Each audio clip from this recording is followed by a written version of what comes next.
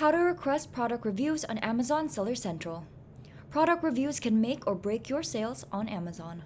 Here's how you can request them directly inside Seller Central while staying compliant with Amazon's rules. Click on Orders and then Manage Orders. Now find the order that you want to request a review for and then click on its order ID. That will lead you to another page, and once you're on the order details page, click the Request Review button.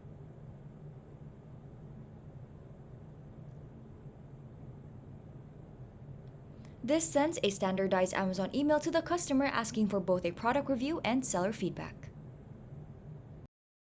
You can only send this request once per order, and it must be sent within 5 to 30 days after delivery.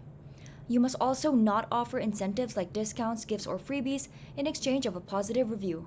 This is strictly against Amazon's policies and can result in penalties. Getting reviews is one part of boosting your Amazon business, but knowing how to consistently find profitable products and scale your store is what really drives success.